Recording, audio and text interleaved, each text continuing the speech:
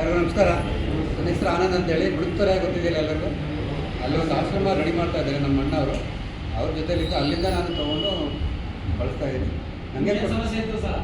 ಅದೇ ಸರ್, ಆಶ್ರಮ ಇದೆಯಲ್ಲ, ಕೆಲಸ ನಡೀತಾ ಇರ್ತದಲ್ಲ, ರಾತ್ರಿ ಎಲ್ಲ ನೋಡ್ಕೋಬೇಕಿತ್ತು, ನಿದ್ರೆ ಬರ್ತಾ ಇರಲಿಲ್ಲ. ಹಗಲು ಹೊತ್ತು ನಿದ್ರೆ ಮಾಡ್ತಾ ಇದ್ವಿ.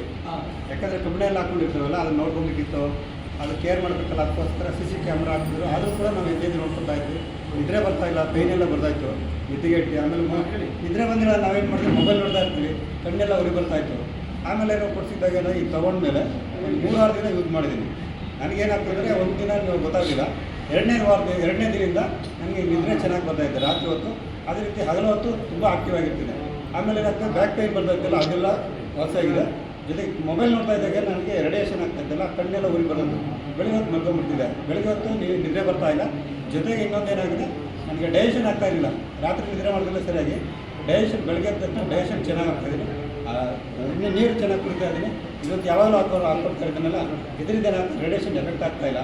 ಮೊಬೈಲ್ ಏನೇ ನೋಡಿದ್ರು ಕಣ್ಣೂರಿ ಕಮ್ಮಿ ಆಗಿದೆ, ಹೆಲ್ತಿ ಆಗಿದ್ದೀನಿ, ಚೆನ್ನಾಗಿದೆ. ತುಂಬ ನೀವು ಯೂಸ್ ಮಾಡಿ.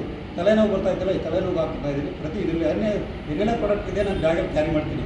ಹಾಸಿಗೆ ಒಂದು ಮಾತ್ರ ಅಲ್ಲಿ ಇಟ್ಟಿರ್ತೀನಿ, ಅದು ಈ ಕಡೆ ಬಂದಾಗ ಅದನ್ನು ಮಿಸ್ ಮಾಡ್ಕೊತೀನಿ. ತಕ್ಷಣ ಹೋಗ್ಬಿಟ್ಟು ಅಲ್ಲಿ ಯೂಸ್ ಮಾಡ್ತೀನಿ. Thank you very much sir.